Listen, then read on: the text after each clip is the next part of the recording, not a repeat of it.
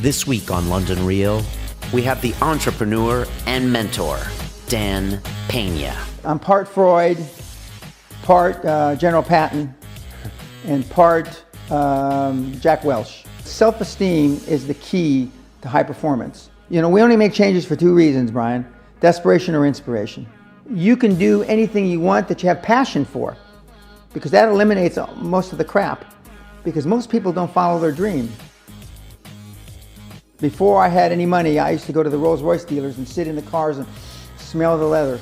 Practice success before you're successful. My audience is either going to love you or hate you. I don't know. What gets measured gets accomplished. Perfection equals paralysis. Prepare for the worst and hope for the best. Dress British and think Yiddish. If you want to send your kids to a better school, if you want to be able to take care of your mother when she gets dementia, if you want to, this all takes money, not Zen. London Real presents Dan Pena, your first 100 million. When I see mistakes, if we were at war, we'd all be dead.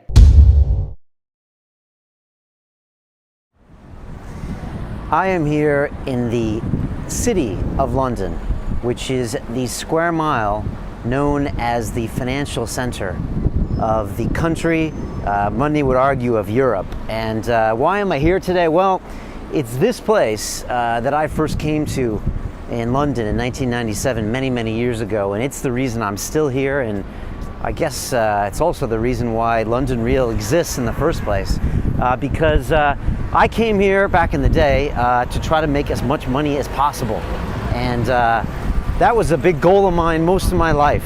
Ever since I was a little kid, since I was a little munchkin on the school bus, I was selling candy out of my backpack and charging the highest gross margins as possible. And all I wanted to do since I was a little kid was make as much money as possible. And I'm not sure if that was something up in my brain or the American dream manifested in some way. And so that was always a huge goal of mine. And I took it to the extreme.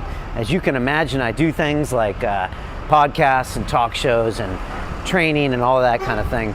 And so I got into finance when I got out of school. My degree was in mechanical engineering, but I took all of that knowledge of science and algorithms and went to work on Wall Street and started trading. And I was a little crazy back in the day. I used to watch the movie Wall Street constantly. I used to quote Gordon Gekko. I used to read American Psycho like it was a how-to manual and how to dress and how to act. I used to walk around with a copy of Iceberg Slim, the story of a pimp, and my buddies and I would quote lines back and forth about that.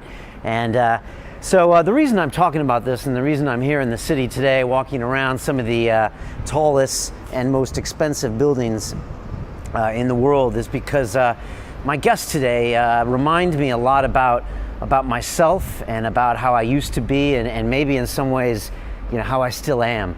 And it's something I still grapple with, you know, every day, especially with London Real and a lot of the topics we have, whether it's ayahuasca or consciousness or thinking about us as a collective society and not just as individuals. And so when I had Mr. Dan Pena, who is my guest today, who has a book called Your First 100 Million, part of me was very hesitant to have him on the show.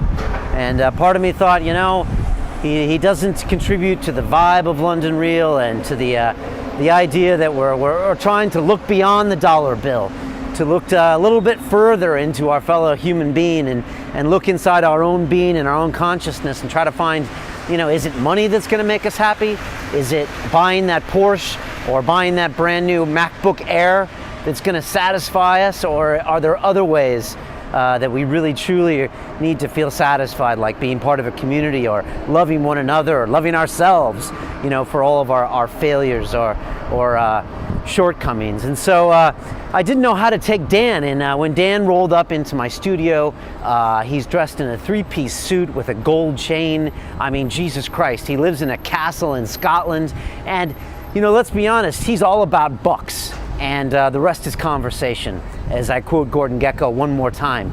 And He talks about how he originally turned $820 into $450 million in the oil business, and for the past 20 years he's been mentoring individuals, and one of them being Peter Sage, one of our most popular guests, and one that's, I would say, less of a blatant capitalist than Peter, but he's mentored high-level executives for the past 20 years, and he claims, and he might actually be right, to have gained $50 billion in market capital from the publicly traded companies and ventures that they've gone on to accomplish thanks to him. And he very well could be right. And I found that my hour and a half here with Dan at the end left me feeling very strange. I felt like I had actually been on a psychedelic adventure into the depths and horrors of capitalism and egoism. And I didn't know what quite to think. And I went home that night and I felt like, you know, I had just had some psilocybin or ayahuasca. I didn't know what to think, you know, and I think part of the reason it struck me so much is because what I see in Dan is a lot of what's I used to be and what I still am. And, you know, the more I think about it, maybe there's a way we can all coexist together. And so I wasn't quite sure, but I think I quite like Dan for what he is. And, you know, he gave me a piece of his mind about me, and he was like, you know, you think you're Zen, Brian, and, you know, sooner or later you're going to have to pay the bills. And I don't know what you're doing here with this podcast, but you're going to have to straighten up, fly right, and take care of business. And part of me thinks he's just a crazy old man who acts like a Bond villain up in Scotland. But, you know, part of me also thinks maybe he's right. And so I guess they say the truth always hurts. And so I had to gauge myself, gauging my reaction to Dan. And so that's made me think a lot. And it's funny to say that Dan probably made me think about myself just as much as a psychedelic has. So for that, Dan, I have to say thank you very much. Anything that broadens your perspectives, you have to give credit to. So Dan, I appreciate it. I will probably be staying in touch with you. Who knows, I might even come up into the Scottish Castle and visit you. And what I do offer to Dan in return for the wonderful knowledge he gave me is I want to throw out an offer to Dan if you're watching this, which I hope you are, since it's your episode, but I would like to mentor you in the fine arts of ayahuasca. Maybe I can come up there with Susie one of these weekends and we can drink together, and maybe we can harness all of this massive, crazy energy of yours and into maybe a few good projects for the greater good. I don't know, maybe it would be something for the earth, or maybe we could do a startup venture for, ayahuasca retreats in Peru. I don't know, but I'm just going to toss that out. So in the meantime, I'm going to leave you with Mr. Dan Pena. He is a guy that has so many fun catchphrases in here. You know, he's part Sigmund Freud, part General Patton, and part Alex Welsh, which is the former CEO of General Electric. And I think you're going to enjoy him. He's a guy that has a lot of knowledge, and in many ways is the opposite, I guess, of London Real, but in many ways maybe he isn't. So I'll leave you with that, and I hope you enjoy Dan. I just wanted to give a shout out to our sponsors who are always with us, which are the guys at Bulletproof Coffee. These are the guys that support the show and make a fantastic coffee that's free of molds and toxins. And you mix it up with some grass-fed butter or even some clarified ghee, and you put some MCT oil in. I just got a shipment from them. It's fantastic stuff. They now have 16-ounce bottles, so if you want to just check that out, you can. You can go to upgradedself.com to pick up all of their things, and the sleep induction mat, etc. If you want to learn more about sleep hacking, you can click on the video here and take a look at that. So there you go. That's my opinion of Mr. Dan Pena this week. I'm titling this episode Your First 100 Million. He does have a book called that, and maybe this episode will lead you to make your first 100 million, and I will keep you posted if Mr. Pena wants to take me up on my ayahuasca mentoring, and if not, I'm sure we'll all just get along and become better people. So now I leave you with the one and only Mr. Dan Pena. Shall we do this? Absolutely. Okay, here we go. This is London Real. I am Brian Rose. We are sponsored today by the folks from Bulletproof Coffee, which, if you don't know, is a coffee that's free of molds and toxins. You mix it up with grass-fed butter and some MCT oil, which is like coconut oil, but it's got 18 times the amount of nutrients in there. You mix it up and you've got this wonderful brew to drink in the morning. It's almost a replacement for breakfast. And I've just served it to Dan, and you're pleasantly surprised. Absolutely. I mean, I'm not a coffee drinker per se, but this stuff really tastes good. I think, as you mentioned before we went on air, it's the buttery. It's the buttery. Yeah, but when you saw me take the butter out, I'm sure you were wondering. Yeah, I thought, well, this guy, this ex-financial guy, what's he smoking now? I mean, he's putting butter in my coffee. Okay. Well, I appreciate the trust you had. Yes, I do. Thank you. So I just want to thank those guys. They also are big into biohacking. So if you want to hack your sleep, I've just put a video out with 5 free tips and 2 free apps that you can track your sleep at night, that kind of thing. I track my sleep every night, by the way, with my smartphone. So it lets me know like my REM sleep and all that kind of thing. Really? So, yeah. I'll show you that I'd be afterwards. be interested in that. Yeah. So thanks to those guys for supporting the show. You can go to their website, upgradedself.com, and pick up their stuff. On with the show, my guest today is Mr. Dan Peña, who is an American-born businessman, entrepreneur, and mentor who lives in a castle in Scotland. Dan, you're like a James Bond villain in that way. And, you're dressed for success. I don't know many people that can pull off a 3-piece suit and a gold chain. That's fantastic. You are the author of the book, Your First 100 Million, which you just gave me a copy. Thank you very much. I guess that's $100 million. Correct. Okay. You've had some amazing successes in the past. I want to get to those later. I believe you turned $820 into $450 million in the oil business, I believe. Correct. We will get to that. But most importantly, our former guest, Peter Sage, who was here, we had him on the episode called Extreme Entrepreneur. It was watched over 30,000 times, I think listened to over 200,000 or 300,000 times around the world. I get emails to this day saying that Peter's talk with me really inspired him. I don't know, it was a serious moment where Peter was inspirational, but he really holds people accountable. That might have something to do with you. We'll talk about that going forward. But I've had people call me and say they stopped drinking after that episode, and like big life changes. So, and at the end of that show, he mentioned you and the book as being his mentor. So quite frankly, that's the reason you're here today. Thank you so much for being here, Dan. Welcome to London Real. Thank you very much. It's a pleasure to be here, and thank you for having me. No problem at all. I know you've just flown in from Asia. I'm glad the coffee's helping you a bit. You kind of remind me of kind of the George Patton of the business world. You wrote me one of your emails. You're like, I use harsh and candid language. For people that don't know, when Dan sends me an email, it's in all caps, which to kids these days on Twitter, it's people think you're yelling. But on top of all that, it's all caps and red letters, Dan, when you send me your emails. Big red letters. Big red letters. And the last email Dan sent me, he said, Brian, hope you are ripping the ass out of 2014. It doesn't get much better than that. Dan, what do you tell people that you do when they ask you? What do you say? Well, the last 20 years, I've been a coach, mentor, high-performance coach to the select few that really want to be all they can be. As Joe Batten, who came up with a sales phrase for the United States Army about 15, 20 years ago, he said, be all you can be. Yeah. Coincidentally, Joe Batten and I have been in business together. And for the younger audience that don't realize it, Joe Batten was Ross Perot's mentor. Okay. And Ross Perot is a blast from the past. Yeah. Ran for president against, or pretended to run for president against Bush 1 back a long time ago. He got one of the largest independent votes. Correct. Yeah. In history. He kept Bush from being a president the second time. Right, and that's why Clinton got elected because of Perot. Correct, absolutely. And so I decided to, I was an out-of-work founder and former CEO of a public company, on the London Stock Exchange, and we were in the energy business.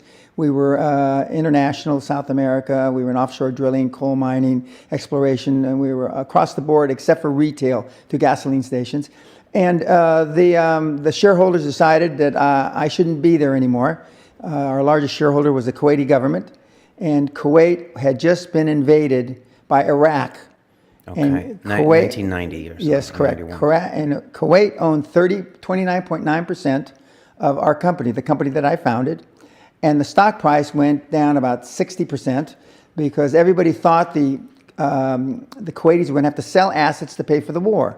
Okay. No matter how much I ran around the world telling people that I knew better than that, the stock still dropped. Okay, then it was obvious when the U.S. stepped in to help Kuwait beat Iraq, then they said, well, they're going to need to sell all their assets to rebuild Kuwait, which I also knew was rubbish. All right. Well, we'll get into the details of that. So you left that company. I left that company. They exited me. Okay, they exited you from that company. Yeah, and then I decided, what am I going to do? And a good friend of mine said, Dan, you're a great speaker. Why don't you coach? Why don't you give back until you decide what you want to do the next round?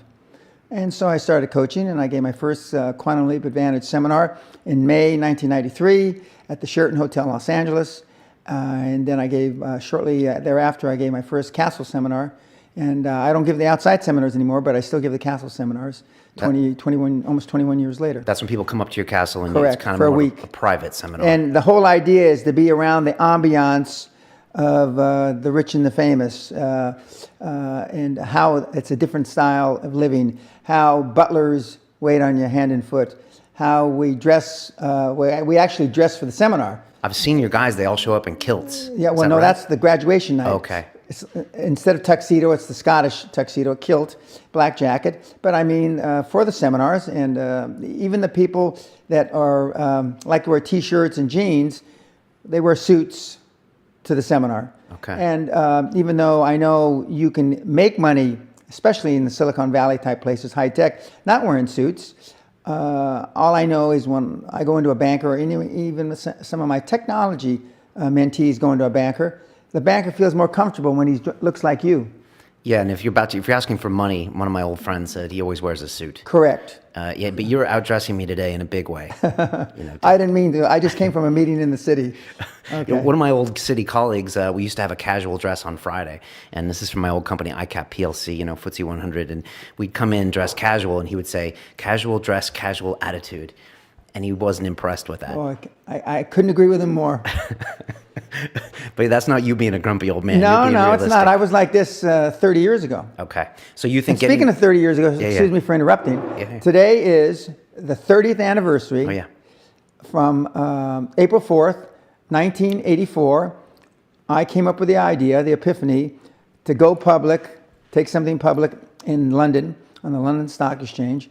I didn't have anything to take public, so I took an option out on a bunch of assets, and nobody had ever taken an option public before, and that's really, and the rest is history. And that was on the North Sea drilling, the option to... No, the option was on all North American drilling. Okay. But I was riding on the back of North Sea because they had just founded the North Sea. But, okay, and that was 30 years ago. Yeah, 30 years ago today. And that's was one of your biggest business successes. Yeah, it's one of my biggest. It's in the top 10 for sure. Okay. Now, just to finish off with these seminars, you think it's the most important to get these people up to your castle. They're small groups, right? 20-some people? Or 8 to 12. 8 to 12, okay. And so you're kind of a mentor to the ultra entrepreneur, the ultra person. I guess these are people that already have some type of a success or high net worth? No. Not necessarily. The last seminar in January, and we're just about to have one next week, we had an 18-year-old high school student. Really? Who paid for himself. And guess what? How much does it cost? 20, well, without flights, it's 15 grand. Okay. Dollars. Okay. Actually, with exchange rate, it's about 16.5 now. Okay.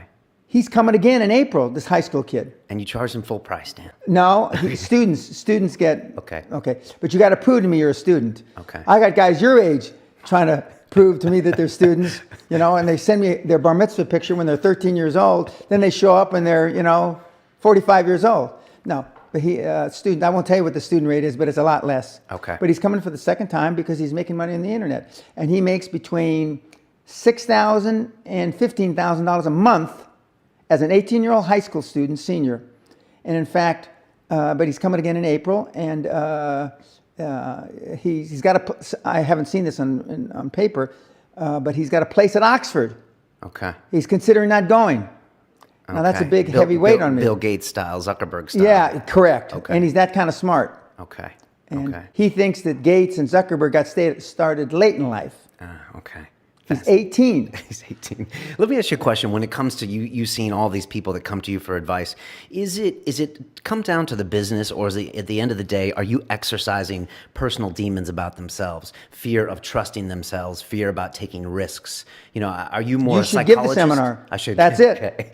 You're more psychologist than, say, businessmen, right? Because some of these businesses, internet businesses, you probably don't understand or don't need to understand. No, actually, I do understand. You do, because you have some businesses like yeah, that. because I've been in IT for 17, 18 years. Okay. But no, it is. I'm part Freud, part General Patton, and part Jack Welch. Right. Okay. The famous CEO of GE for so many years. Am I the first guy to make comparisons between General Patton and you, or has it been done before? No, it's been done before. Okay. But I tell people there's two ends of the leadership and continuum. There's the Henry Kissinger end, and there's General Patton end. Okay, 95% of all people, successful people, fall on the Henry Kissinger end. Okay. Which is a compromiser. Compromiser, negotiate, etc. The art of war, kind of. Even though they were warriors, the art of war. So you hold your friends close and your enemies closer. Okay. Okay. I'm at the George Patton end of the continuum. Okay. Okay. I don't hold my friends close. I hold them very close, but I don't hold my enemies closer. And but when you, like Steve Ballmer, the former CEO of Microsoft, just gave a speech at Oxford Debate Club or Debate, I can't remember what the name of it is, and it's on YouTube. It's a great hour and 10 minutes watch. And he comes in jumping up and down, screaming, clapping his hands. That's what he does, right? Okay, that's what I do. Okay. And on stage you get excited. Yeah. Okay. Yeah. Normally on stage after 30, 40 minutes, this suit or a suit like it is soaking wet. Okay, and I'm not having heroin withdrawals. I mean, it's soaking wet. And he was saying, some of the things that they did at Microsoft, and he's trying to explain why he was only a two-trick company, Microsoft. And to be a truly great company, he said you got to be a three-trick. Okay. And I agree, but I think two tricks is enough to be a great company because I think Microsoft is a great company. But they're loud people and there's quiet people, but most people's disposition are at the Henry Kissinger end. I'm certainly not that. That end. And Peter Sage isn't at that end. Right. One of my mentees, he's at the Patton. He's a little more polite than I am. Right, but he is still on the Patton end. Oh yeah, absolutely. He's in the Patton 10-15%. One thing I like about Peter is he definitely holds people accountable. And when I asked him, I think we talked about what Peter calls upgrading your peer group. I don't know if he grabbed that from you or not. It's been said by a lot of people before, but it was, get rid of the people that are bringing you down because dead weight. The average of the 5 people you spend the most time with, and he was quite militant about getting rid of those people. I couldn't agree more. One of the most successful mentees who lives here in London, who came to the seminar in 1996. He came back and he, on his phone when you called him, it said, "This is so-and-so. If you don't have my forwarding number, go fuck yourself. I never want to see you again." That was the extreme.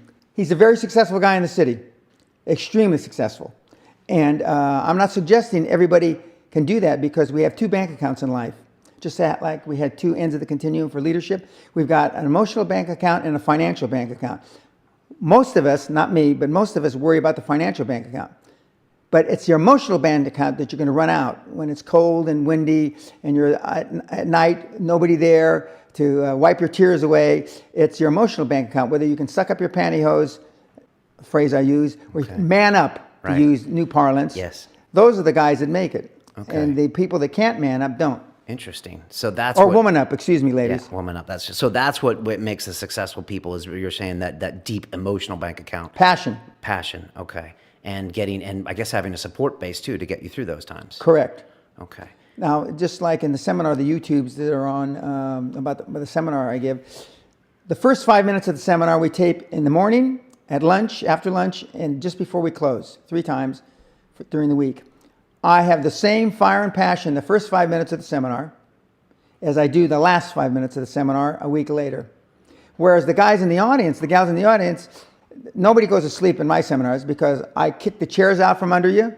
I have this writing crop that I go around and I smack the desk with. It sounds like it's worth the price of admission. Yes, I mean, when I hear people use the terminology that came out about 15, 20 years ago, boot camp. Yeah. Well, I've actually been through a real boot camp. Okay, you were in the service. Yes, I was in the service. I went through officer candidate school, Ranger, and all that stuff I've done. And to call these marketing seminars a boot camp is a joke. I mean, these guys, most of the people that give the seminars would piss their pants if they really went through boot camp. Okay. Okay? And so it's emotionally tough. You know, I wasn't a Marine, I was an Army officer, but it's the guys that are emotionally tough. And that's why I've trained Peter Sage like that, and I've trained a whole bunch of other guys to be more emotionally tough and to look within, okay, and to practice success before you're successful. One of the stories, and I know Peter remembers it, before I had any money, I used to go to the Rolls Royce dealers and sit in the cars and smell the leather, touch the leather, okay? And these days, this is 40 years ago, I went to $1 million houses, and my wife and I would walk through the house, and they'd say, when are your parents getting here, kids? No, we are the buyers, okay? And to get used to it, and that's the reason the castle is so effective. And the reason I stopped giving outside seminars is that the success rate is almost 5 times greater going to the castle, having a butler wait on you, dressing, thinking more of yourself, because self-esteem is the key to high performance. If we feel good about ourselves and we hang around with people, the average of the 5 people that we are mostly around is who we turn out to be. And Peter has articulated that very well. And it's not for me to tell you who his friends were 18 years ago. That's for him to say. But they're not the same people that are his buddies, if you will, today. What do you do when you see a guy that comes into one of your seminars and you can just tell he's kind of a little bit emotionally unstable? You know, if you yelled at him to man up, he might just break down, but you can see he's got real potential there. You know, how can you get someone to get strong that way? Because I break him down in the seminar, but then during the private time, I build him up. Okay. Okay, because we've had plenty of people cry in the seminar. We've had one psychiatrist pass out, because we have medical doctors, Harvard doctors. We've had one psychiatrist actually pass out. We've had a big 8 accounting firm, now big 4, that actually went to potty in his pants. Okay. Okay. And he's still around in the city. Okay. Okay. And if I name the firm, you probably could guess who it is. Did he learn something from you? Absolutely. Okay. Absolutely. He's now one of the big muckety-mucks for one of the big 4. What's the first thing that you see when people walk in, as far as the most common thing you see from people that they need to change about Lack of self-assurance. Really? Lack of self-esteem, lack of self-worth. Now, they think they have self-worth. Right. They think because they've made a few bucks. But in actuality, and when they measure it against the other 8, 10, 12 people sitting around the table, they realize, or they start to question, hell, maybe I was just lucky. Now, all of us, when you're only a one-trick guy or gal, think, was I lucky? Now, I've done it so many times, I know I wasn't lucky.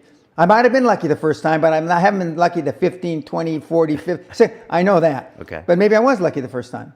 And maybe that's why I get such a great feeling of pulling the guys across the goal line.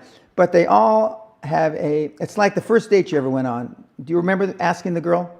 Yeah, I think so. Terrified. Okay. I was too. I practiced in front of the mirror. I practiced in front of my mom. I practiced in front of my little dog. And I was still scared when I asked her. And then I saw her at our 30-year high school reunion, and I said, Dan, my God, why were you worried about asking this woman out?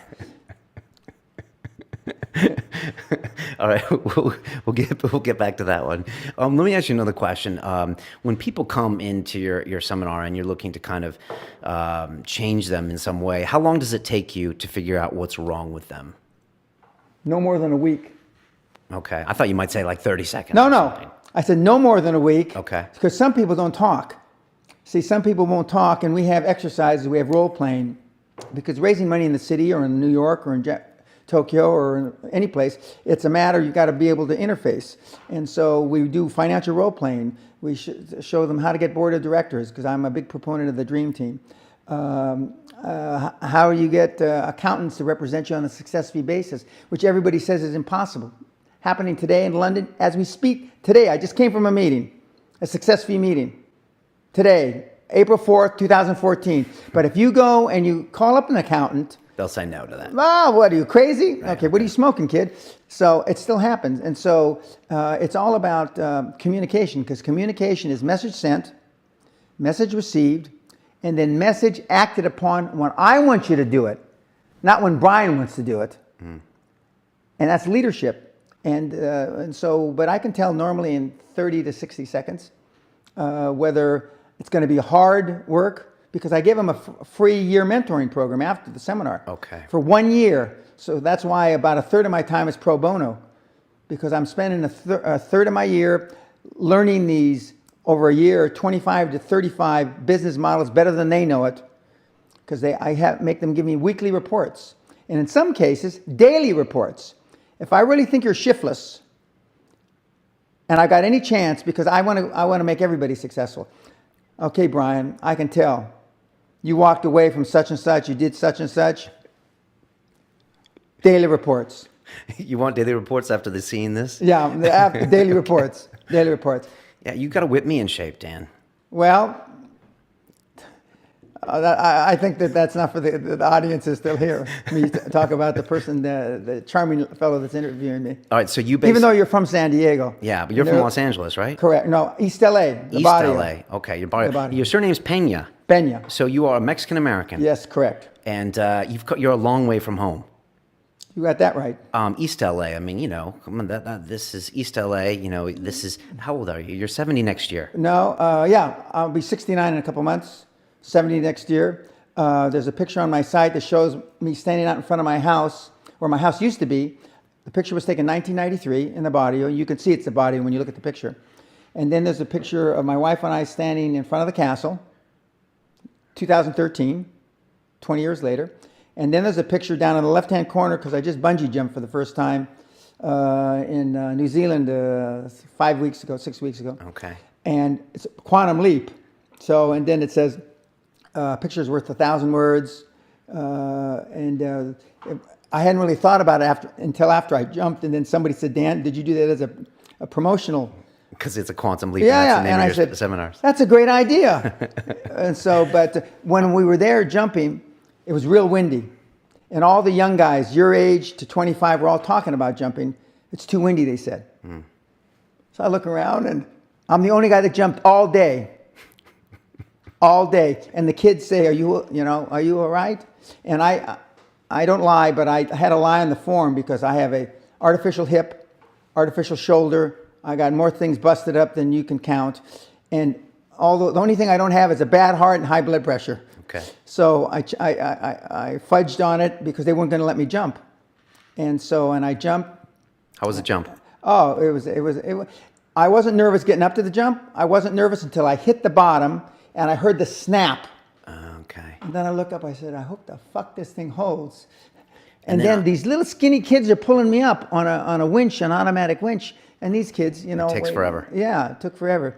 I jumped one time, and I bounced to the top, and when I came back up to the first bounce, I felt this kind of zero G situation on that first bounce. That was a little freaky. Yeah. But it's interesting. Do you know that you can pop your retinas out? On the way, with the acceleration, with Correct. the G's you hit on the snap, bottom, really. The snap, and all these other things. 18 people died last year doing bungee jumps. Okay. You going to do it again, or you're done? I'm going to go to one of my goals between now and I'm 70 is to go to the biggest bungee jump in the world. Okay. All right, take me back to East LA. Where's your accent, by the way? Your English is, almost the Queen's English. You have no Mexican accent. No, my parents. My dad was a cop. My mother was a housewife. My parents tried very, very hard. They didn't speak Spanish at home because they wanted me to speak English. And even though my father spoke Japanese, French, Spanish, and English, my mother spoke Spanish, French, and English. So I learned speaking English. So that's I don't have any accent. How did you get out of East LA? When my dad and my mother, we moved from the barrio to a little better neighborhood. When I was taking the picture of my former home in the barrio, there was a drive-by shooting while I was taking the picture. Just a couple 20 blocks, years ago. 1993, just a couple blocks away. And of course, the camera guys and everybody, are peeing their pants because of the noise. And I just told them it's a backfire.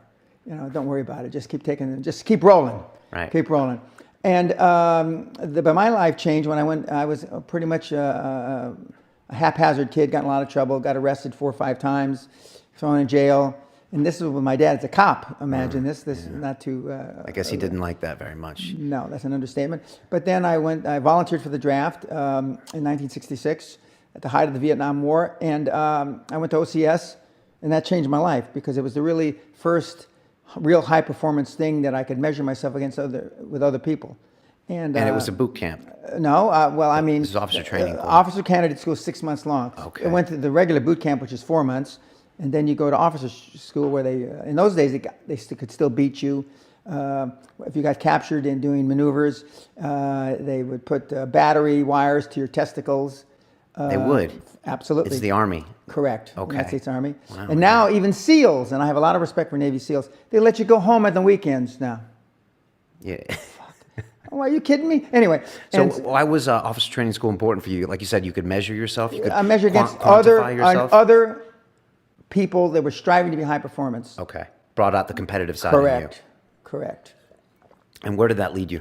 That led me to go, I got commissioned. Trump went to military school when he was a kid. Yeah, when he Trump was was a a kid. real punk when he was a kid. Correct. And his father sent him to a military. Correct. Okay. Yeah. And really straightened him out. 2/3 of all Fortune 500 CEOs have one thing in common: military background.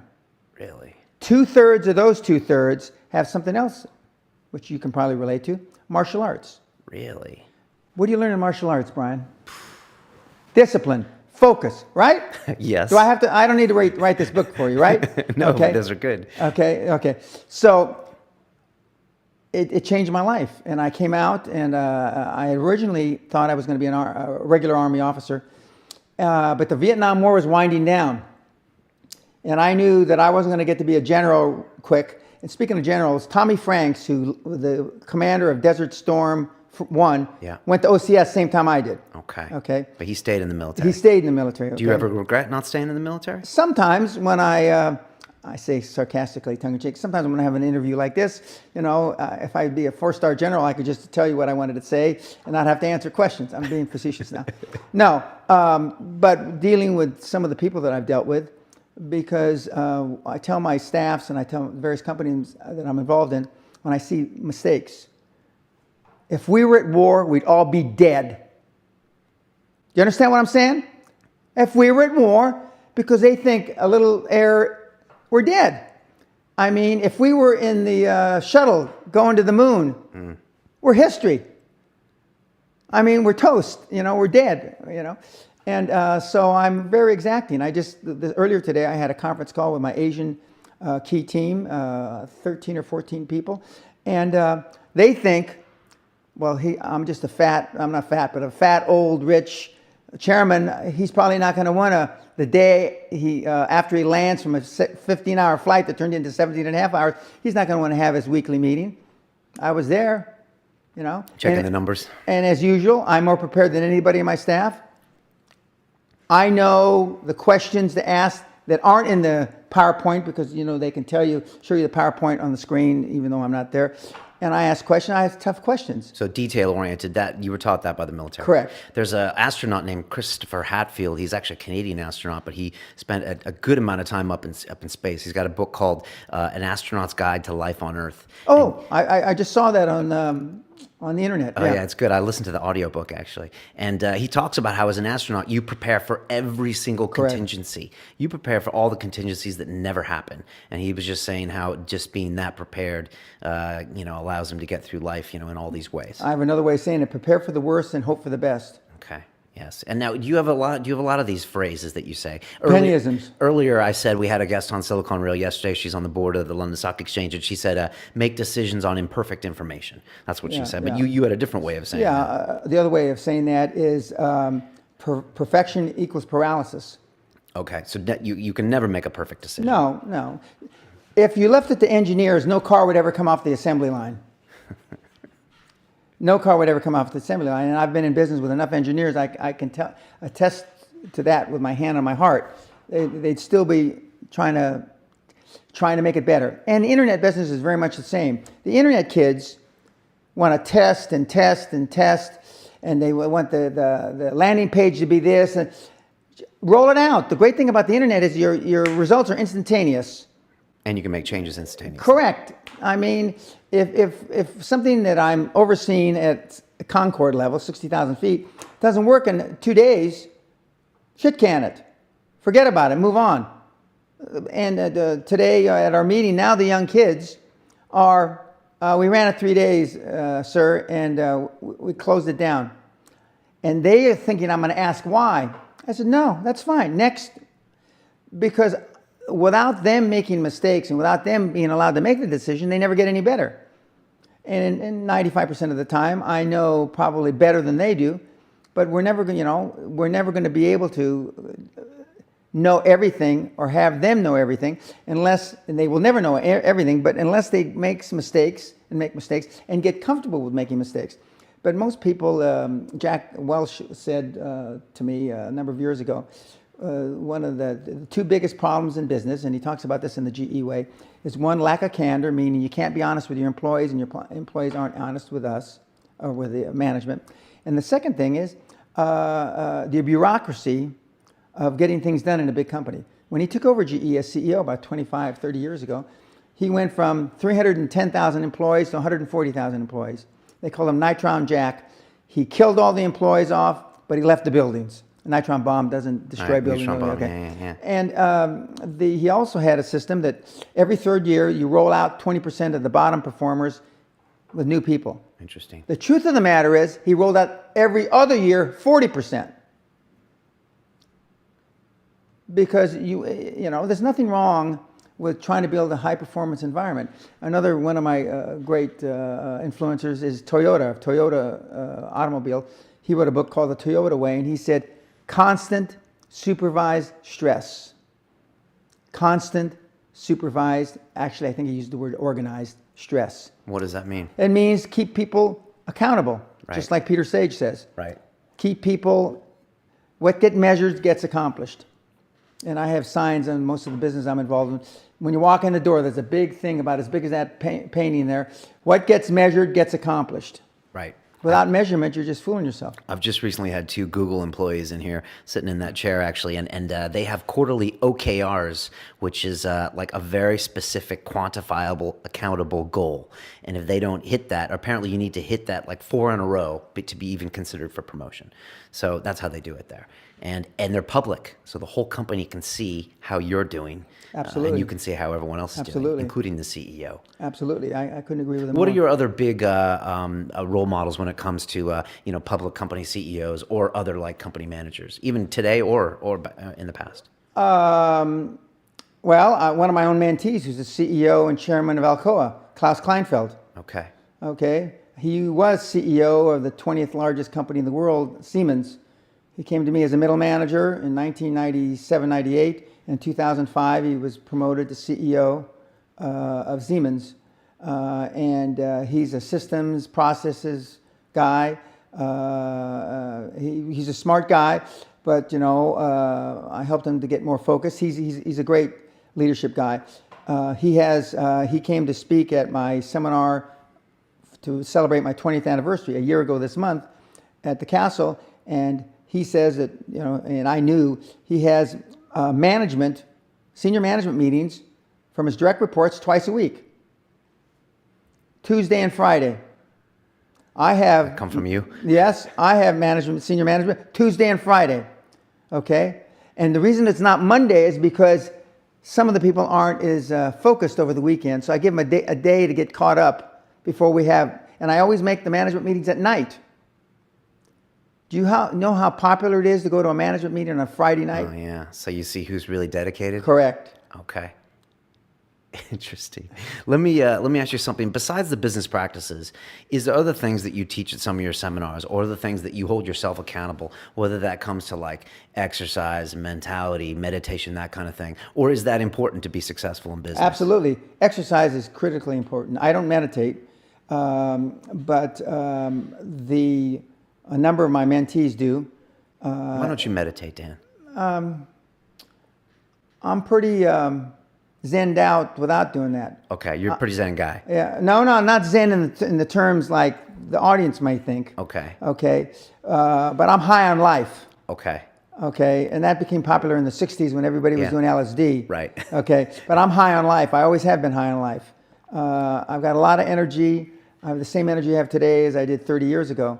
And so I have found a need to meditate. So you're naturally a positive person. I'm 100% positive. Okay. You know, the most contagious thing in the world isn't a positive action, it's a negative thought.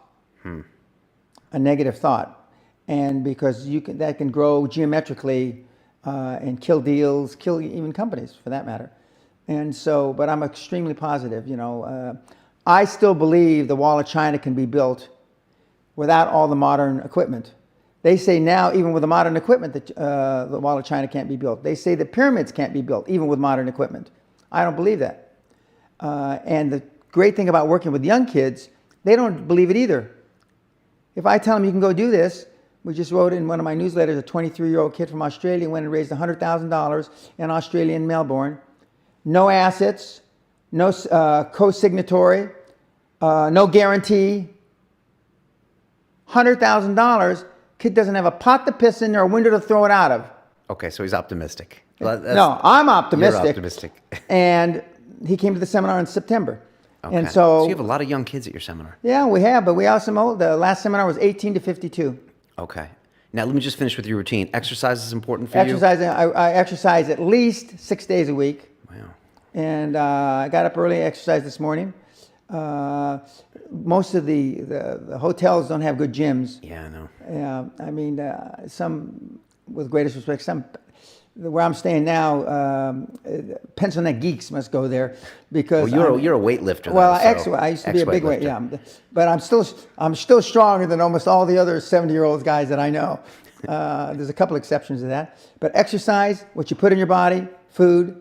I don't drink very much. Once in a while, like last night, I had 2 glasses of red wine, which is an exception. At the seminar, I drink more because if I don't drink at the seminar, nobody drinks. Right, because they're all worried about what you're going to Correct. think. Okay. So I drink more, and I normally gain 2 or 3 pounds during that week, which takes me a month to get off. It takes me a week to gain, but a month to get off. And I also don't have much time to exercise during the seminar because I'm spending all my, other than the 10 hours a day in the seminar, the extra 5-6 hours a day, I'm talking to you on special time, talking about your personal needs, your wants, your desires, telling you what I changed, how I changed your business model. I used to do an exercise, I don't do it anymore.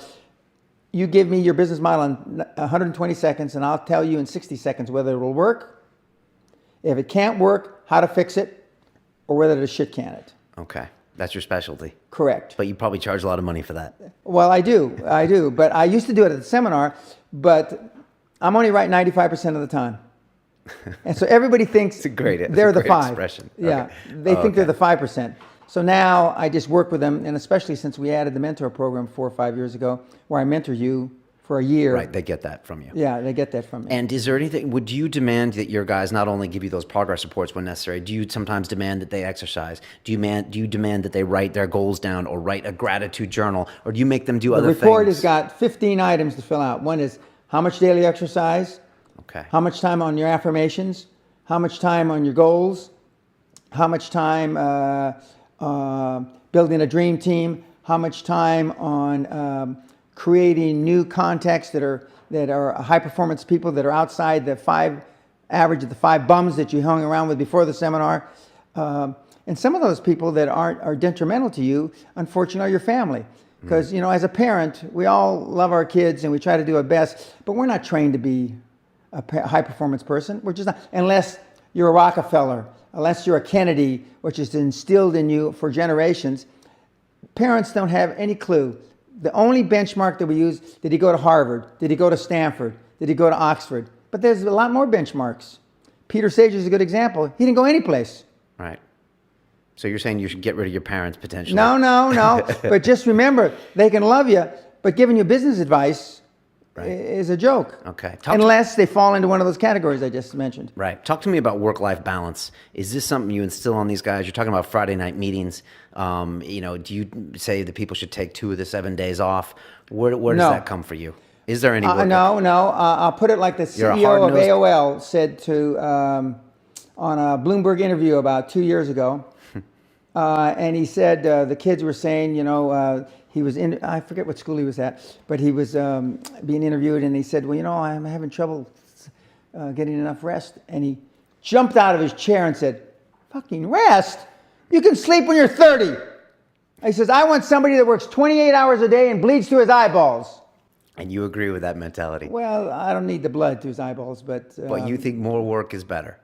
no, more smart work is better. Okay. Most people make play at their work. Just because you might work 12 hours a day doesn't mean you're working 12 hours. You're staying busy 12 hours a day. Right. Right. Okay. Usually the people that tell you they're working 12 hours a day aren't the ones that are working. Yeah. Usually the people that tell you how many hours a week. I still work. I'm retired at 60, 70 hour a week.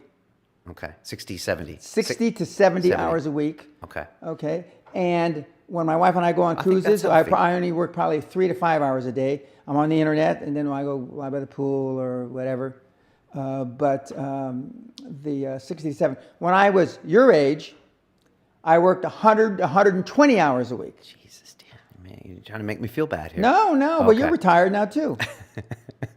Let me ask you a question. Why live in Scotland? Why be in the UK? You could be, you could That's be a on, great question. Could be on Central Park. You I could can be see in why San you have Francisco. this show now. Oh, That's a okay. great question. But you weren't You know, sure Letterman. before. Letterman is just.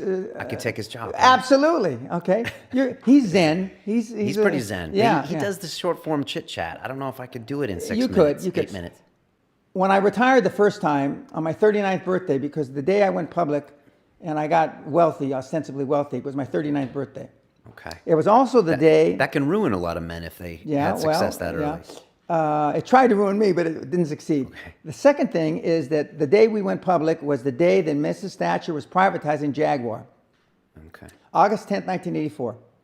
They said you can't go heads up against the Jaguar privatization. I said, that's BS. So I went and I sold the shares in the city with the help of my brokers. And at the end of the day, the headlines the next morning said, the one that really roared, Great Western Resources, up 20%, Jaguar down 20%. With all the money, etc. I went to Scotland because it's the home of golf, and I had actually thought I could retire after that. Okay. I tried to retire, really retire 3 times. Okay. And I moved to Scotland because it's the home of golf. I also thought that if we ever had a whole worldwide Holocaust, who's going to come to Scotland? Okay. You know? Oh, you mean like a World War III? Correct. Okay, you're Yeah, far up north. Who's going to come to Scotland? Right, and who wants to go to the Arctic? Right, Yeah, so- yeah. Well, and I wanted to be in a castle on an island. Not the kind of island I thought it was going to be, but Britain's an island. So, Right. as my wife would say, yeah, it's on an island, Dan. It's close enough." Singapore's an island. Yeah, yeah. But you didn't want to go back to the States. No, I left the States in 1981.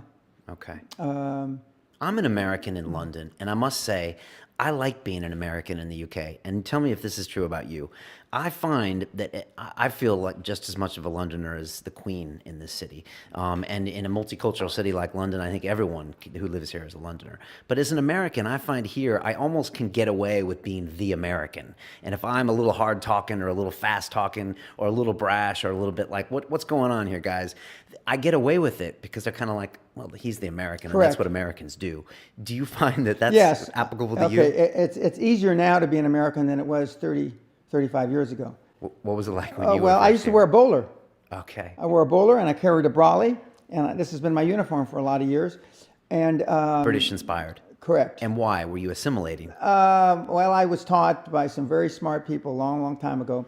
I used to be with the Onassis Group. Konstantin Gratsos, the CEO of Onassis Shipping, who was the right-hand man for 60 years of Aristotle Onassis. Onassis, right? The Greek shipping. Yeah, he says, Dan, just remember, dress British and think Yiddish.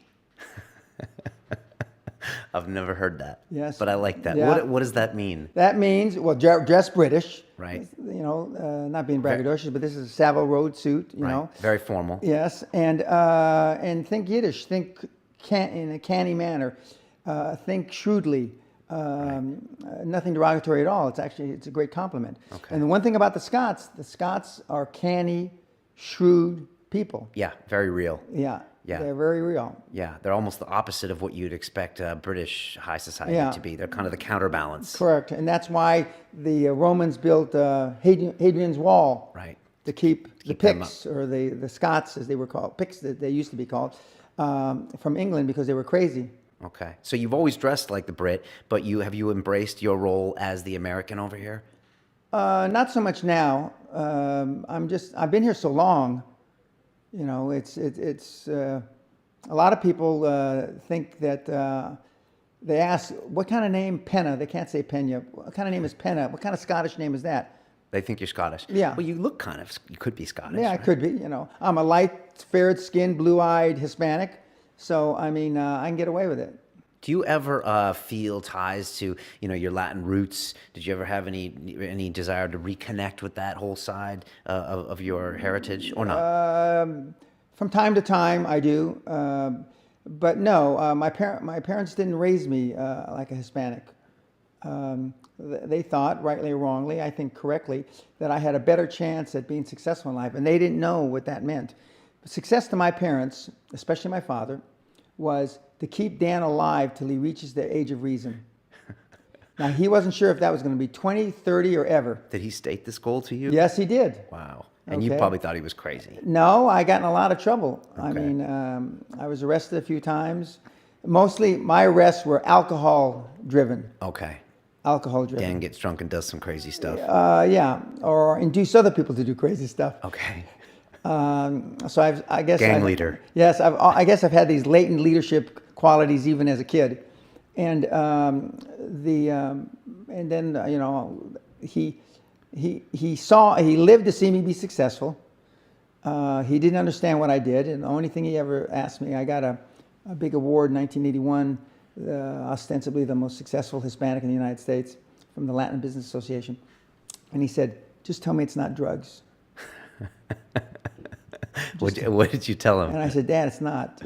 I said, It's probably a very good question in he says, 1981. it's oil. He says, he said, selling cans of Pennzoil, Dan, you don't get this kind of money. So that's all he knew is Pennzoil, okay? And I said, well, no, it's legit. I pay taxes even, Dad. He said, okay. We were talking earlier in the kitchen, I was saying like the oil business in the, 60s and 70s was much like Wall Street later became in the 80s and 90s. Correct. And now what I think, tech startup is today, as in that's where the speculators go. What do they call a speculator? Oil man? What do they call them? There's that word. Wildcatters. Yeah, wildcatters. And that's where the guys go for the big payoffs and the big risks. Correct. And you were in that business. Correct, yes, I was. When you see the young tech guys today, you see the guys at Silicon Roundabout here, Silicon Valley, Silicon Alley, is there stuff that you can see similarities between absolutely. the wildcatting that you were involved with? Absolutely. And but now there's more people in the tech business, the internet, than there was in the oil business. Although oil is back at 110 or whatever it is a barrel, right. And so it's had a resurgence the last few years. But in the oil business, just like in coal mining, which I was also in, or mining, you got to get your hands dirty. Right. And most of the kids don't want to get their hands dirty. Okay. They want to hide behind a computer or computers and trying to generate money. And we all dream to be, I don't dream, but they all dream to be a Zuckerberg, right. Or Instagram or one of these guys. And it's possible. But there's only been maybe 15, 20 guys out of the 10 million that are in the business.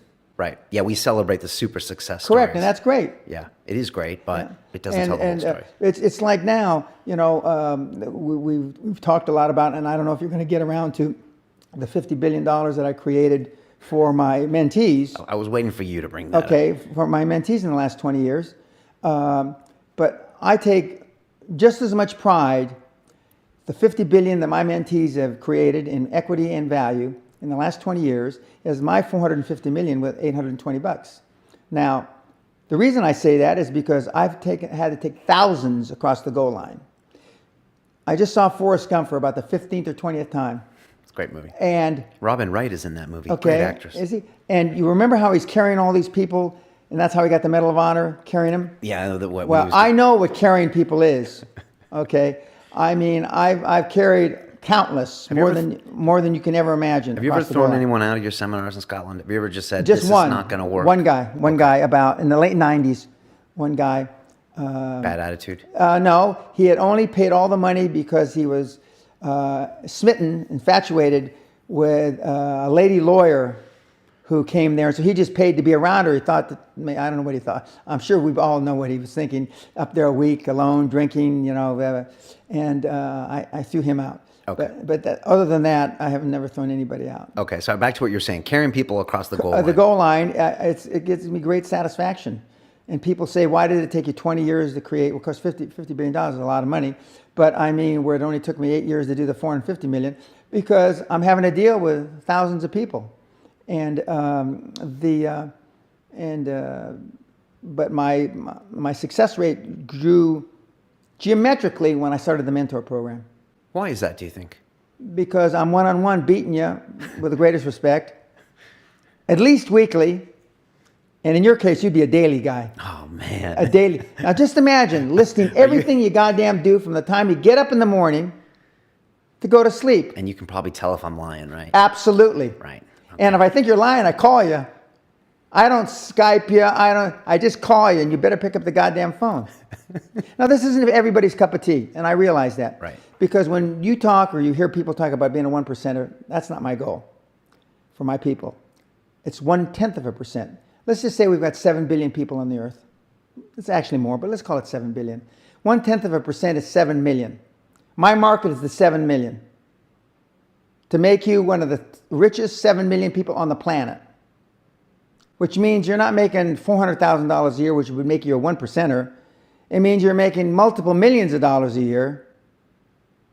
I had an email, and it's part of the ebook that I just wrote. A guy over Christmas as my Christmas present. He says, Dan, I know you're going to use this in your next book, but I put $50 million cash in the bank.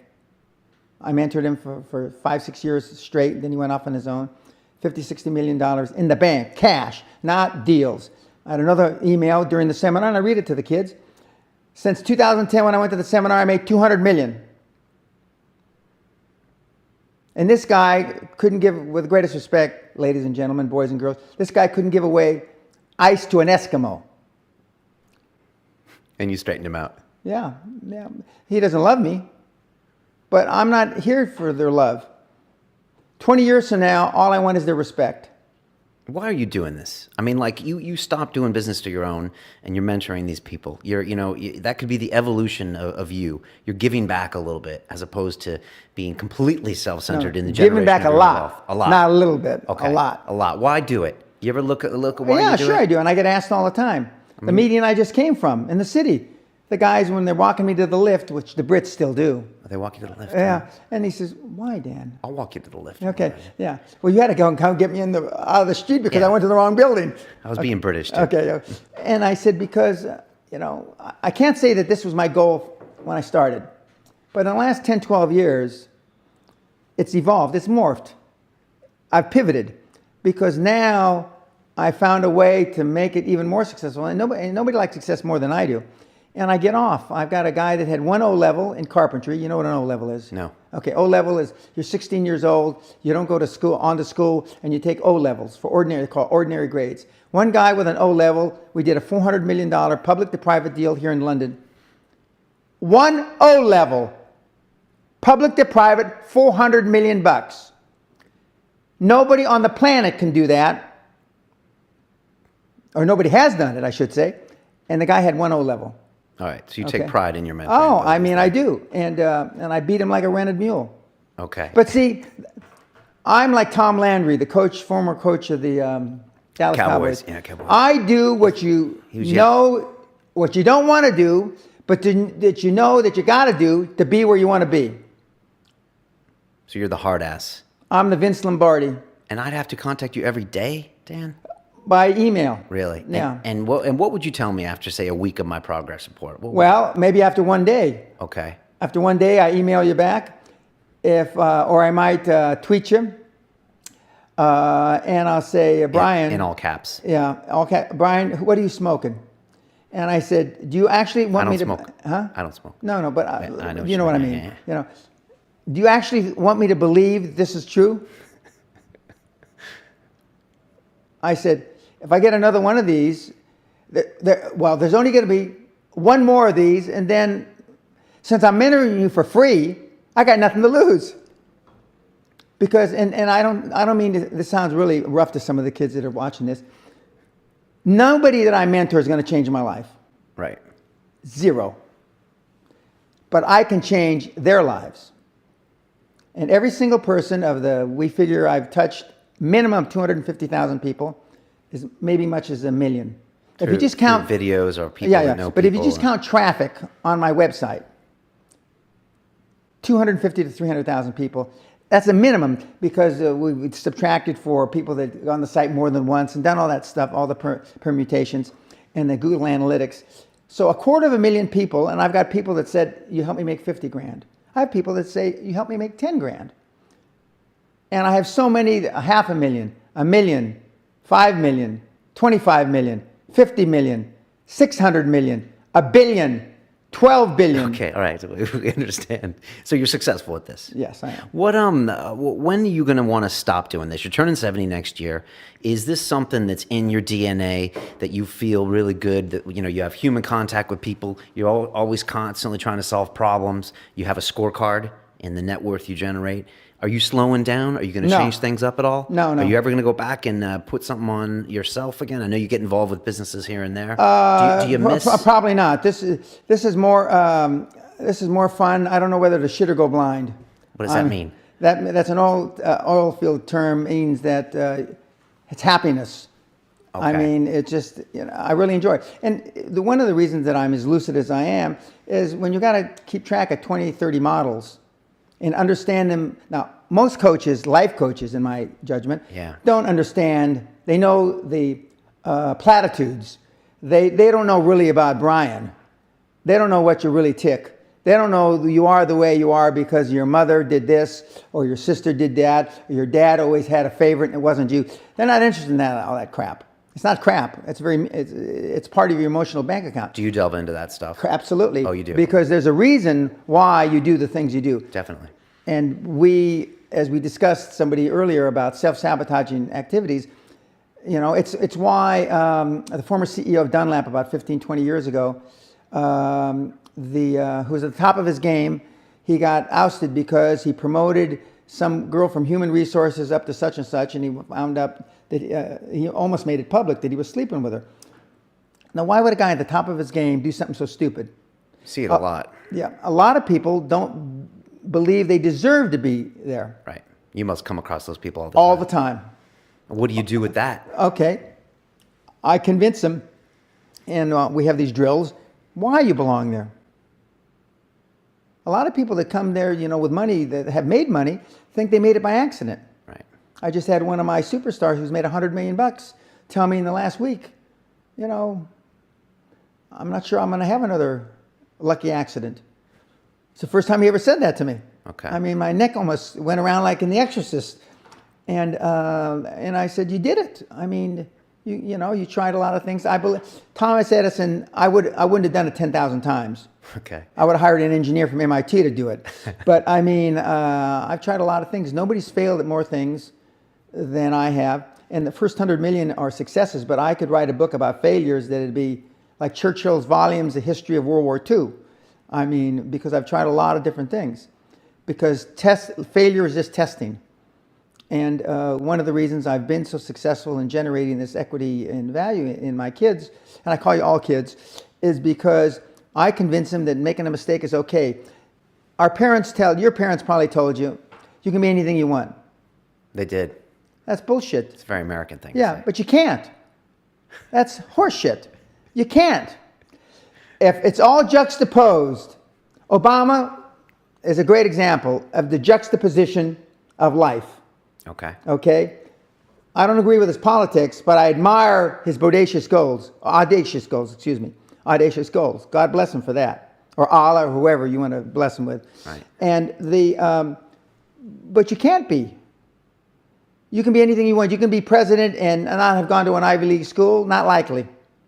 Okay? You can be prime minister and not have gone to Oxford, Cambridge, University of Edinburgh. Not likely.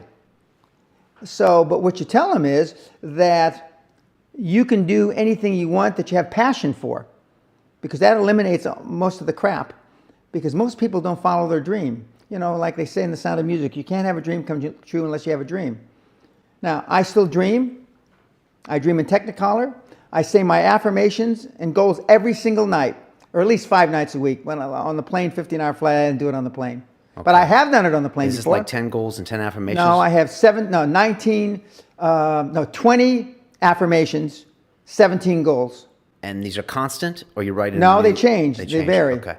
Affirmations are things you believe about yourself. Can you give me two or three of them? I feel great being 200 pounds like I was when I was 43. You look great. Yeah, thank you. And I weigh 210, so I'd like to lose another 10 pounds. But if I never lost another 10 pounds, it's not the end of the world. okay? But me striving to not gain weight keeps me where I am. Okay, affirmation. I feel comfortable living, comfortable, excited, and privileged living in a penthouse in Trump Towers. Okay? Of course, I'd go to Trump Towers. I'd look at them. I'd smell them. I don't have to do that now, but that's what I used to do. I've been driving Rolls Royces since I'm 26 years old. And you affirm that that's okay. That's all right. That's all right. Yeah. Okay. It's not everybody's cup of tea. That's why we're only after the small percentage of the people. Plus, I normally save this for the last, like sex. It all comes at the end, but I'm going to tell you now. Okay. While I'm thinking about it. It's bloody hard to be a high-performance person. Which I want to make sure I look into the camera. Are they all looking at me? They're all looking at you. Okay. It's bloody hard, and any person that tells you any different is full of shit.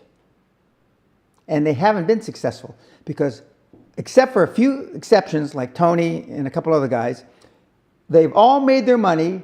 Tony Robbins. Yes, Tony Robbins. Putting asses on seminar seats, selling books, and CDs. This is your competition, you're saying? Well, there is no competition. Oh, yeah, there's no competition. Okay. These are these are not fellow. These are the life coach industry. I'm sure you hate yeah, that no, industry. personal development, high performance, whatever they call them. Right. That's what they tell you. But it's not, Tony has helped millions, probably millions, I don't know. Last time I checked, he had touched 2 or 3 million people. God bless him. Yeah. But if you can find one of these coaches that has taken zero and turned it into $100 million, I'll jump off the top of this building without a parachute. Okay, so your track record speaks for itself. And, correct. And people have to understand it's hard work. It's bloody hard work. You tell people all the time, you try to give them reasons to stop listening to you, to stop subscribing Unsubscribe to my newsletters. Right. Unsubscribe to my ebook. Okay. In fact, Brian, from a marketing point of view, I stopped selling my product a while back because I found out it's for free on torrent. I didn't even know what torrent was a couple years ago. Okay. And I said, fine, I beg you, get it from torrent. Don't bother me. Because you didn't want to sell it anymore. No, I don't care. I only got product in the 90s, middle 90s, because somebody said we needed it. You're going to increase your track record for success, which was true. But I didn't know it was going to all be free 10 years later. So now people call me if you want a real crisp copy of the book like I just gave you. Yeah. I still sell it to you. But I also tell you that I have tons of free content on my website. I've got enough free content for it to last you a year. Studying every day like a master's degree. Okay.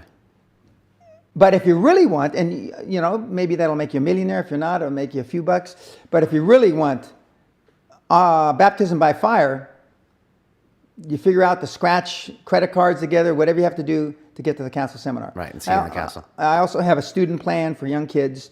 Right. And I've got some other stuff, but let me ask you a question. We're very zen here on this show, and we talk a lot about. I'm here anyway. Yeah, you're here anyways. Exactly. We like to shake it up here and try some different things. What if I said to you, okay, this guy is going to be ultra successful. He's going to make $1 billion. What if I said, Dan, why does it matter what he makes? It doesn't matter. Or my question is, to you, that is the ultimate metric of success. No. Money's not the only thing in life. But it's the only thing anybody keeps track of. It's measurable, accountable. Since the pharaohs. Okay, right. Size of the pyramids, etc. Okay. It's a metric you can keep track Correct. of. I wouldn't say it's the only thing people keep track of. No, it's the only thing that you write down. I keep track of the lives I change now. That's a new metric for me. Okay, that's a good metric. I like that. Okay. Metric. I hadn't really thought about it, whether it's Zen or not. It probably is Zen. It is a little more Zen, yes. But don't give me too much credit for Zen, more than I deserve. But it's not for everybody. But what I give you, Brian, is the ability to have more choices. I have more. I'm just assuming I have more money than you. So I'm going to say that I have a lot more choices than you do. Because you have more money than me. Correct. And I support 3 orphanages. I support 160 girls my wife and I adopted. We support 25 nuns, a few priests. We support the prevention for cruelty to animals. We support all kinds of stuff because I have more choices in life. I take 4 or 5 months a year traveling with my lovely wife because we can make more choices because we have been successful. I've worked over 40 years. She's almost worked 30 years. Do you ever think your money can hinder you in some way? No. If you work hard at it, no. People that don't work, like the young kid Beaver, Justin Beaver, whatever his name is, Beaver, he's yeah. getting in all the trouble. Yeah. Okay. Well, he's young. But anyway. If you had that much money at 21, Lord knows what you'd be doing without the military. Without the military. Yeah. But what he needs is to go to a real boot camp, that kid. That kid needs to go Do you ever see guys that come to you and that their success or their obsession with financial success is really plugging an emotional hole that they should find some other way to sort out? No question about it. Really? No question about it. And so, and we're not always successful. We're successful most of the time. But we try to make them understand why they've got that emotional hole. And and when we have the private time, you bring in husband and wife. I talk to the husband separately and the wife separately. The husband thinks that everything's Jake, meaning everything's cool. Right. Okay. The wife says, I'm going to leave him next month. And he has no idea. What a dipshit, you know? Okay. Of course, guys aren't that smart about stuff like that anyway. Sure. So, he thinks I love the business. I hate the business. I hate going to the office every day. I hate him and now I hate him going to the office every day. And you have to be in touch, and again, it's communication. In touch, but not just your feelings like in a Zen, but you have to be in touch with other people's attitudes. And a lot of very successful entrepreneurs drive like a Vince Lombardi or a General Patton, but they're not in touch with the 10,000 people they have or the 30 people they have, because they have different desires, different wants. But when we have, in my company's an interviewing process, we have a corporate video that we put out. It's not on YouTube. We have a corporate video that has some of the people that I've trained with some very successful people. And there's one theme across, and I'm just going to give one example. Ted Turner just gave his 75th anniversary party on CNN a few months ago. And he makes a couple of comments, and he says, number one, and I'm not suggesting this for everybody. It's how I live, though. First 10 years of my starting CNN, I slept on my couch. I didn't have an apartment. Bill Gates slept in the office. Steve Jobs slept in the office. And I can go down a whole list. Now, these are super successful, mega wealthy guys. I slept in my office. Not everybody's willing to make that sacrifice. But it's not the only thing. But even if you don't sleep in your office, if you want to send your kids to a better school, if you want to be able to take care of your mother when she gets dementia, if you want to, this all takes money. Not Zen. I never paid a bill with Zen. Okay. I never heard of anybody paying a bill with Zen.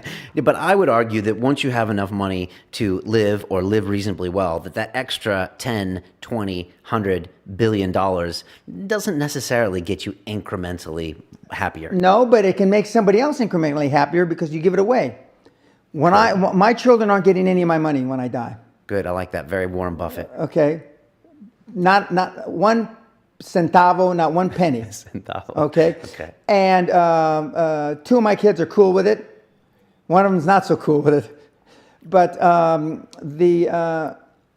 not going to, I think Andrew Carnegie, by the way, Andrew Carnegie, arguably the richest, most successful entrepreneur of all time, comes from Dunfermline, Scotland, just down the road from a castle. Okay. He said the best thing that you can have for a child is him to be born into poverty. And I agree. You do agree. Okay. Absolutely. Yeah, I've heard that from a few people. We had the astrophysicist Neil deGrasse Tyson on here recently, and he said the same thing. He said immigrant parents come to America, they make it all really well, and then they spoil their kids and they miss the immigrant experience. So correct. I see what you mean by that. My mother, forgive me, Mom, swam against, as legend has it, swam across the Rio Grande River from Mexico to Texas. She was born in Mexico. My dad was born in the United States. So, and right now I'm trying to get a Mexican passport. Really? Because my mom was born there. It's not so easy. Okay. Interesting. Let me ask you another question. First of all, thank you for your persistence for contacting me and coming on the show. I appreciate that. I always learn things from people that come here. With the castle and your lifestyle, do you ever think, and the money, Do you ever think, in a weird way, it's a buffer from you from dealing with like the harsh reality? What if we took all that away from you and you had to like start again in Manhattan somewhere and build yourself back I'd be up? richer the second time around than the first. Do you think, but you said you have to struggle in order to learn. You have to go through tough times in order to learn. Correct. Do you ever think to yourself and look in the mirror and when you're in your castle and you're like, you know what, I need to get rid of all this stuff. I need people to meet me and not know that I'm, Dan Pena of the castle in my CV, and I need people to tell me straight and be like, who the hell is this guy? And I have to, start over again. Do you ever think that would be one of the ultimate challenges for you? No, but I got a better challenge. Okay. Bringing 25,000 people across the goal line that should be living in a homeless shelter is much more satisfying than that. Mm. No, I agree with that. I just wondered if that ever comes to No, your mind. not at all. Plus, I don't have castle on my forehead when and when I was on the plane yesterday, sitting in my jeans and I can't picture you in jeans. yeah, I was jeans and a shirt.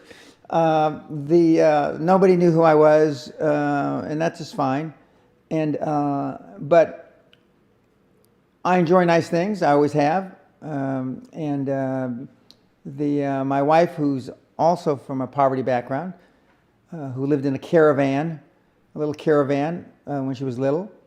That's a trailer in Britain, basically. Yeah, that's a right? trailer in Britain. Walk me through what you did when you went to those luxury homes and looked at them, and you went to the Rolls-Royce dealerships. If some people are listening around the world, is that something that you would recommend? You said something like, get yourself ready for success? Is that what you said? No, practice within when you're without.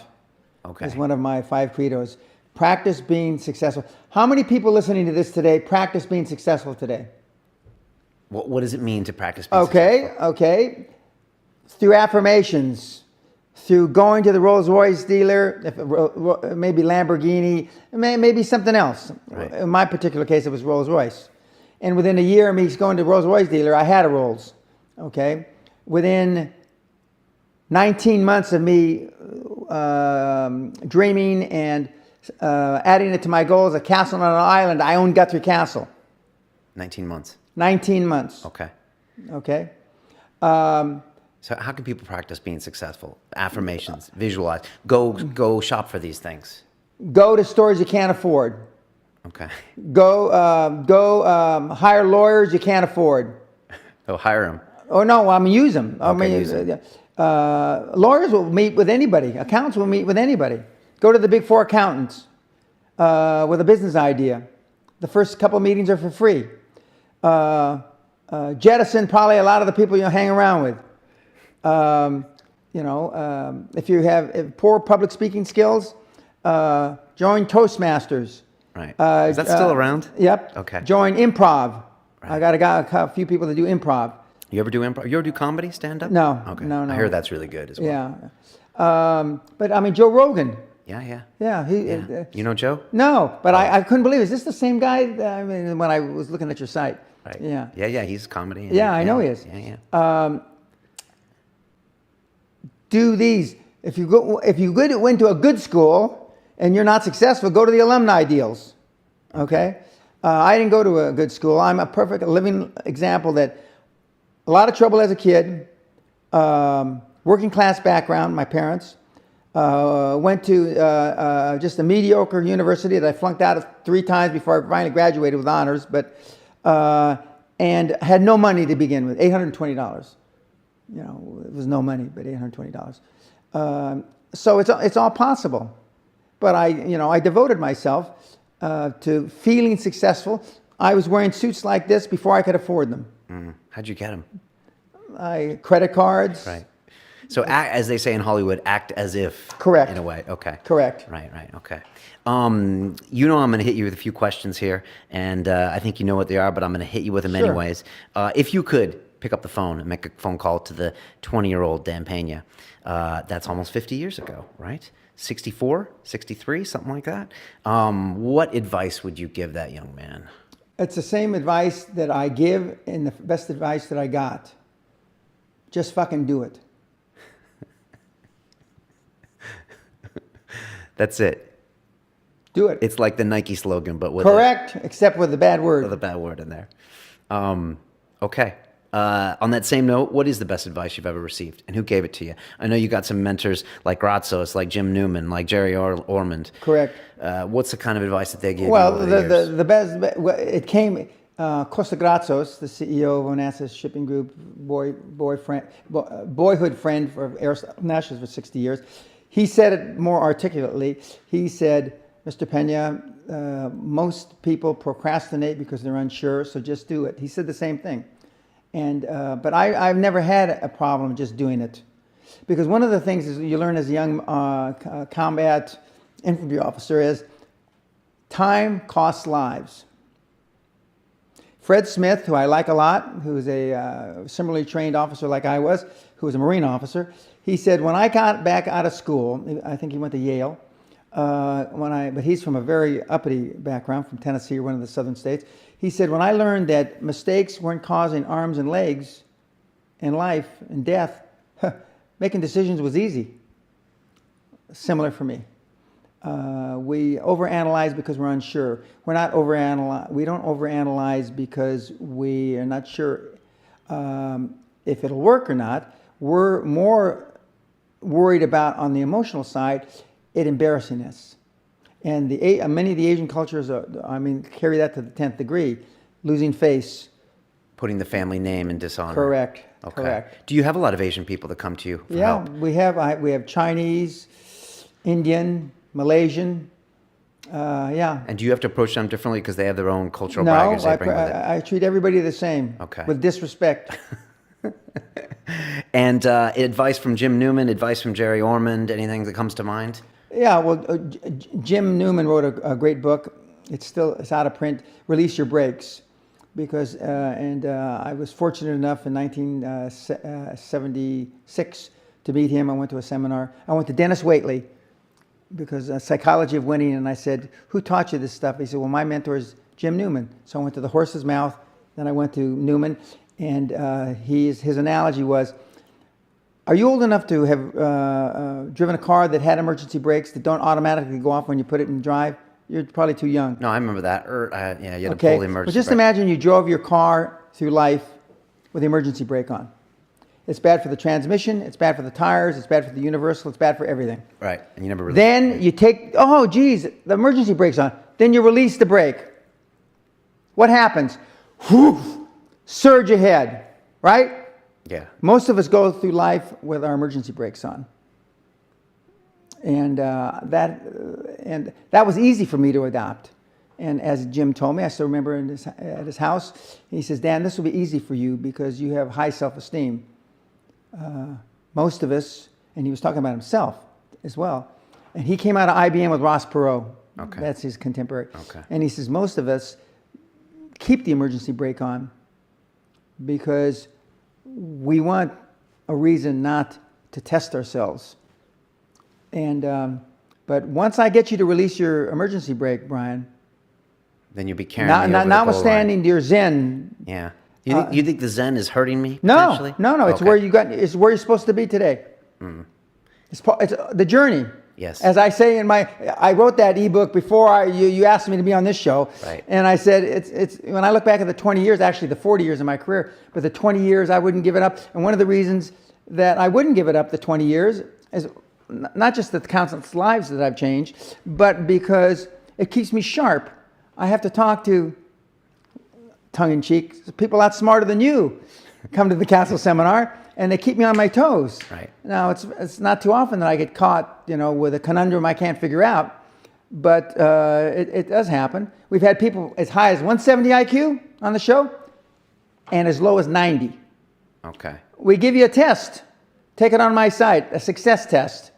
It's only got a 95% accuracy whether you can make it or not. It's only 16 questions. What is that, danpena.com? Correct, danpena.com. Okay. And then if you really want to back it up, there's a pessimism test and an optimism test. I've heard about these tests. Okay, These are good. and I'd like to say that I was smart enough to write the test, but I didn't. I borrowed them, and it's acknowledged from 2 doctors from Boston College. But it's got, you will see if you're optimistic. You will see if you're pessimistic. And more importantly, those 16 questions are ball breakers. They're not as easy as they sound. But if you answer them correctly, a perfect score is -3.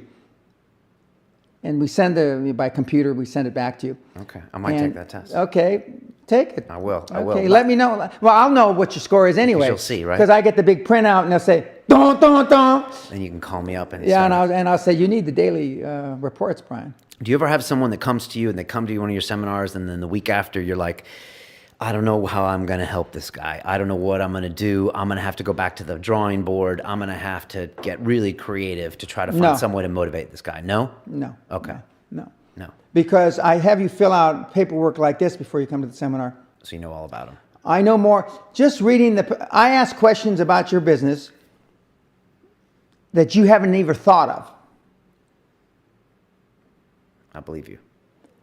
You know, I've been involved, I stopped counting at 700, over 700 deals. I stopped counting at 700. 75,000 business decisions. Stop counting. There's, once in a while, there may be a derivation of something that I don't know, but it's so infrequent. All right, you've seen most things. Last part of that question is to the 20-year-old listening to us in China or in Australia or in South America, what advice do you give to them? What should they do, if they want to change their game up and get their act together and become one of these elite entrepreneurs that you speak to? Follow your dream. I mean, Steve Jobs said it in his commencement speech at Stanford in 2005. I'm going to not say it as articulately. Another college dropout. I went to college a grand total of, I think, 3 weeks. He said, unless you're passionate about it, it gets old quickly. That's true. Yeah. I.e., you're here. Yeah. Okay. Okay. And so follow your dream and don't listen to conventional wisdom, no matter what they say, because conventional wisdom is almost always wrong. Almost always wrong. Okay, I can go back. The world is flat. There's all kinds of, we can't fly fixed wings. We can't go to the moon. I can go on and on and on. Right. To current day, when I started here, and the only reason I never published my numbers of how successful we've been getting kids to generate money is because it was they're awestruck. I mean, I could have said 18 million a long time ago. I could have said a billion, excuse me. But, I'm getting towards the end of my career. So I'll publish it because I can prove it beyond a shadow of a doubt. See, everybody wants riches, but not all of them want fame. So there's certain people I can't talk about. And there's certain people like Klaus Kleinfeld, who's the CEO of and chairman of Alcoa, I can't talk about. But I have people that I can't talk about that have made... I have the records if to prove, but right. I don't know if it's because they don't pay taxes. Yeah, I won't even go there. Yeah. For the last thing I want to ask you is for these 20-year-olds that are listening to us around the world, how do they find a mentor? How can someone find a mentor and then get a mentor? Okay, you need to have at least three things that you need to keep in your head. You want somebody you personally like a lot. Okay. You want somebody that you have something in common. Jerry Orman was golf for me. Jim Newman was tennis. Costa Gratsos was good food and wine. Okay, so it's not just all work. It's not all just. And lastly, you want somebody that is geographically desirable. Although my mentors weren't geographically desirable, because you want to be able to spend time. Can I buy you lunch, Brian? Can we play some tennis? Can we go pump iron? Can we do this? Those are the things. But they want to be, and this is the most important, whether they like you or not, they've got to be where you want to be. Not some math teacher, unless you want to be a math professor, not some math teacher that you like, blah, blah, blah. He's got to be where you want to be. Okay. Full stop, period. If he's not where you want to be, then how is he going to mentor you? Even martial arts. I mean, all these guys have coaches. All the athletes have coaches. Bill Gates' mentor is Warren Buffett. Right. Okay, why do these guys have mentors and coaches? Because it's how you stay sharp. I'm privileged. I stay sharp because I'm coaching and mentoring so many people, so many different business models, and that's why I know the internet business so well. Because in the last 10 years, we've had a lot of internet gurus come through, and I've had to come out of the bricks and mortar world, and we've generated a lot of success, and I'm proud as hell about that. Fantastic. I think it's important to select the right mentor. I think you probably have to push yourself when you choose a mentor, because you put outside your comfort zone. Yeah, exactly. Because you got to choose someone that you know is going to be hard on you, and that knows is going to probably criticize you and your decisions. But you got to choose him over not the math teacher, but maybe someone who's going to be a little kinder. Tough love. Tough love. That's what you're all about, Dan. People can find you at danpena.com or danpena.com. On Twitter, you're Dan at Dan S. Pena, correct? Yep. Expect all caps from you, right? Yep, in red. In red on the emails. You can't do red on LinkedIn, though. There's no colors, or at least I don't know how to do it. I don't think. And I don't think you can do it on Twitter either. Colors. No, or Facebook. Okay, but you can do caps. Right. Caps. Do you have something set on your email so it's always red in caps? Yeah, it is. But I'm always capped. Sometimes I'll hit the wrong button and it'll go. Half a sentence will be in caps and half a sentence won't, and then I'll notice it. Then rather than go back and change it, I'll just start in caps again. That means nothing. Like, it's not because this part is supposed to be intense and this part's not supposed to be intense. It's not because you're slowing down or anything. No. I just don't want to have to go repeat it because I still type like this. Okay. Oh, with the fingers. Yeah. All right. Well, I appreciate the long emails even more now. Yeah. So, you think you could whip me into shape? Yeah. You think? You'd be a tough sled, but like Atlas Shrugged, pushing the... Why would I be tough, Dan? Because you... Am I set in my ways? No. At your age, you can't be set in your ways yet. Okay. Am I in my comfort zone too much? That's probably... I don't know you well enough, but that could be it. Okay. You seem to enjoy what you do, or you got a pretty good shtick about it. So, right. Okay. There will be a life beyond London Real. Yes, there probably will. Yeah, I'm sure. You're too young. I don't think you can do London Real until you're 55 or 60. It's not likely. Okay, this is good. Come on. Yeah. Give me a few minutes free consultation. No. Here. I mean, it's I don't know what you're passionate about. You seem to be passionate about health, what you put in your body, martial arts, working out, staying fit. And there's some people that make a living doing that. Sure. I have got a couple of mentees. One of the most successful physical fitness centers in the Washington, D.C. area is one of my mentees. And, but if we only make changes for two reasons, Brian: desperation or inspiration. Okay. That's it. There aren't any others. People don't come to me unless they're desperate or they've had an epiphany and they're inspired. Dan did something like this. I want to do something similar. Then they come to me. Okay. I have spiritualists come to me, channelers, all that kind of stuff. Because, by the way, for the audience, most spiritualists, channelers, etc., psychics, get tired of dealing with your problems between 3 and 7, maximum 10 years. Then they start writing books, and they know they can't make a living doing that. Then they start doing CDs, and they can't make a living from that. So then they go back to, $300 or $500 an hour.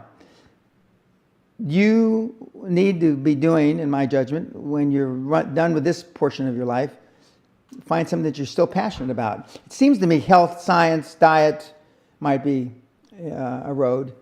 We explore those kind of things. I do enjoy communicating, No, but I mean, David Letterman, I told you that earlier. Right, maybe he should watch his back. Well, I guess he's leaving, so. Yeah, he doesn't have to watch his back. And they're already talking about DeGeneres taking his job. Really? That could be interesting. She's a high-performance gal. She's great. By the way, yeah. I interviewed a guy a few months ago who used to be the personal assistant to Tom Cruise. Okay. And he was going to come to the castle, but he must have had some stories. What? But the only thing I wanted to know, not about his personal life, just give me an average week from Sunday morning to Saturday night. He said 80, 90 hours, not shooting movies.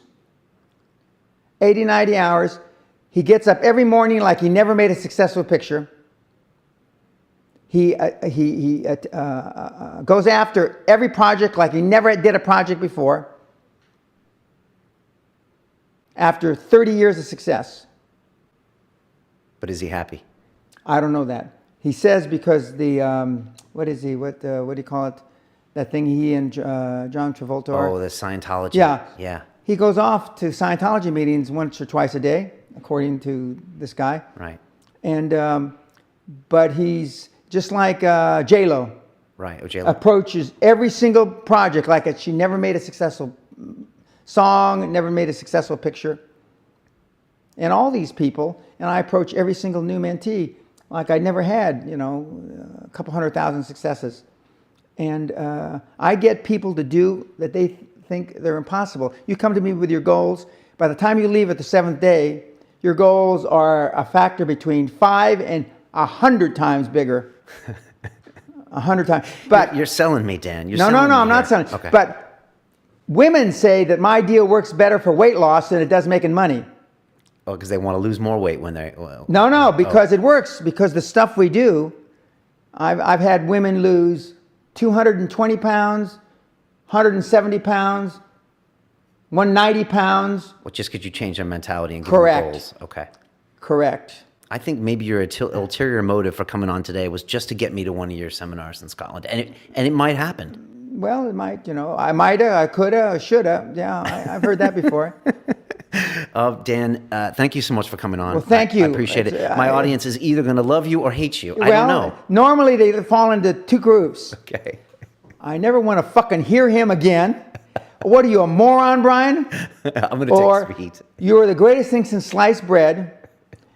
And that but actually, I only want 5% of your audience. You probably want, less than that, really. Okay. No. I only want 5% to like you, so you don't like me, so you don't get too disenchanted. All right. Okay, but what is other than the 25 and 3 million downloads? Do you have any idea what you can talk about that later? Yeah, I'll tell you my average thing. I'll show you all my stats if you want. Okay, yeah, that'd be interesting. Dan, you are an original. You are a unique gentleman. Thanks for coming here and telling us about yourself. I asked you some hard questions, and I appreciate you answering them. My pleasure, and I wish everybody in the audience all the luck and good fortune they earn, and to your quantum leaps in life and business. Fantastic. As we say on London Real, it's about the journey. You've had a fantastic one, and I wish you well on your future one. Thank you very much. I appreciate it very much. Thank you. All right. Thanks, Dan. Take care. Okay.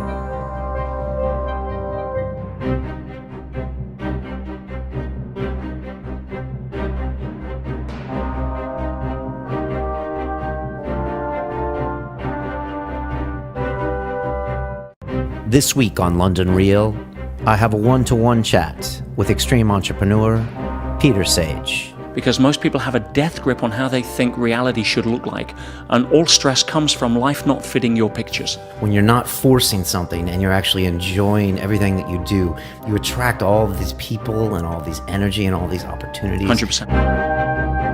I'm no longer sitting on the shore waiting for my ship to come in.